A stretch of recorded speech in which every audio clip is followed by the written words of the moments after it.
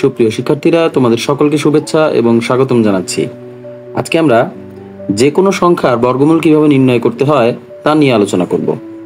তো দেখতে পাচ্ছ এখানে আমি একটি ফর্মুলা লিখে রেখেছি। সেটা হচ্ছে আমরা যে সংখ্যাটিকে বর্গমূল করতে চাই, তাহলে বর্গমূল বা রুট ওভার যে কোনো সংখ্যা ইকুয়ালস টু, ফর্মুলাটি হচ্ছে n প্লাস নিকটতম পূর্ণবর্গ সংখ্যা, এখানে n মানে হচ্ছে যে সংখ্যাটিকে আমরা বর্গমূল করতে চাই, প্লাস নিকটতম পূর্ণবর্গ সংখ্যা ডিভাইডেড 2 ইন্টু রুট ওভার নিকটতম পূর্ণবর্গ সংখ্যা।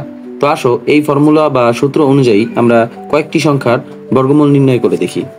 এখানে আমাদের প্রথমেই যে সংখ্যাটি রয়েছে সেটা হচ্ছে 50 অথবা 50। তাহলে আমরা প্রথমেই এই যে সংখ্যাটির বর্গমূল করতে চাই সেটিকে লিখব। তাহলে আমাদের এটি হচ্ছে আমাদের 50 প্লাস, এবং এই 50 এর নিকটতম যে পূর্ণবর্গ সংখ্যা সেটি হচ্ছে 49। তাহলে এই নিচে আমরা আবার দিয়ে দিব 49।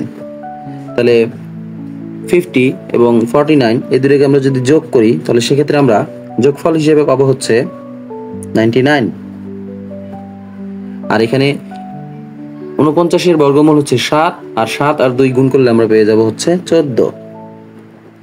তাহলে এবার যদি আমরা 99 কে 14 দ্বারা ভাগ করি তাহলে যে রেজাল্টটি পাবো সেটি হচ্ছে আমাদের 50 এর বর্গমূল।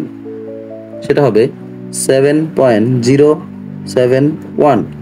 তোমরা চাইলে ক্যালকুলেটর দিয়ে করে দেখতে পারো। এরপরে আসো আমরা আবার দ্বিতীয় সংখ্যাটি নিয়ে আলোচনা করি, 65। তাহলে প্রথমেই আমরা 65 লিখব। এরপরে এই 65 এর যে নিকটতম পূর্ণবর্গ সংখ্যা রয়েছে সেটি লিখব, সেটি হচ্ছে 64। আবার এই ডিভাইডেড 2 ইন্টু রুট ওভার নিকটতম পূর্ণবর্গ সংখ্যা সেটি হচ্ছে 64। তাহলে এবার যদি আমরা 65 আর 64 যদি আমরা যোগ করি তাহলে কি পাবো,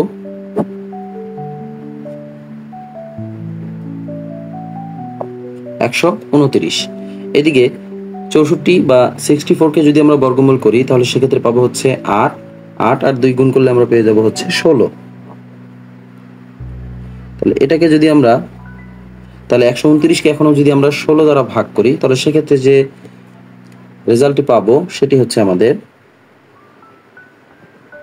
8.062। এটা কিন্তু একেবারেই যে 65 বর্গমূল এটা কিন্তু নয়, এটা কিন্তু একটা হচ্ছে আমাদের হচ্ছে অ্যাপ্রক্সিমেট ভ্যালু, ঠিক আছে, কিন্তু সেটা কিন্তু রুট ওভার 65 খুব কাছাকাছি হবে।